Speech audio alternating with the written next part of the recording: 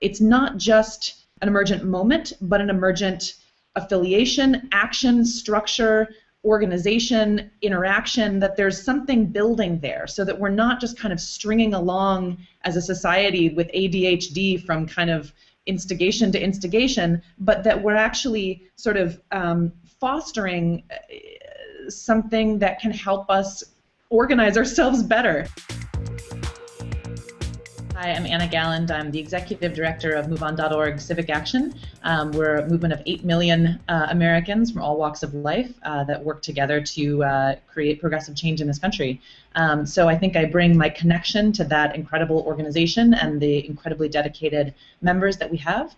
And I bring the last 10 months of experience with what we initially started calling as our bottom-up campaign model or strategy, and that we've been referring to more recently as our Million Leaders strategy, which is all about emergent campaigns, bottom-up campaigns, distributed organizing, so I think is right in the space of the conversation we're going to be having today. We're seeing the fracturing of some of the traditional political fault lines in this country in ways that may actually relate to this conversation. So around the National Security Agency, around Syria, around a number of other issues, you're seeing moments where MoveOn members were organizing rallies where Tea Party members were showing up, or MoveOn members, well, actually, I don't know if that happened. MoveOn members were organizing rallies where Republicans were showing up. I can document that.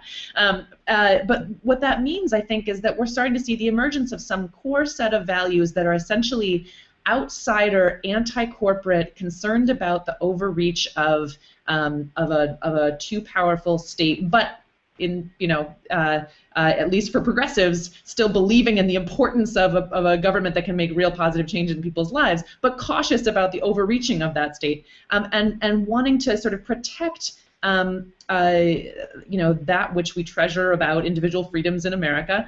And so I think it's just going to be very interesting moving forward, and it's worth, I think, a deeper dive about how the kind of traditional political fault lines are being scuttled and what being a progressive is going to mean in the next 5 or 10 years. It's not what it's necessarily meant for the last 10.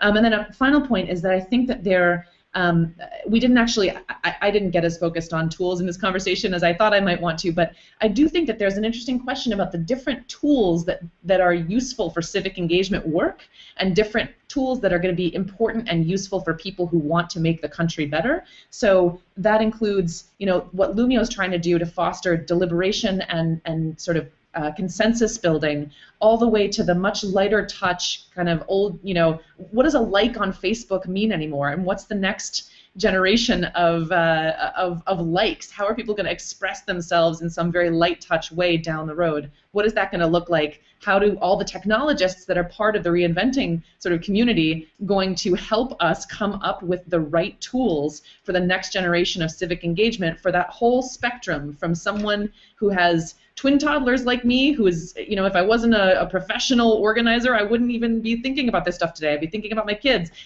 all the way to people who have all the time in the world and want to take a deep, deep, deep dive.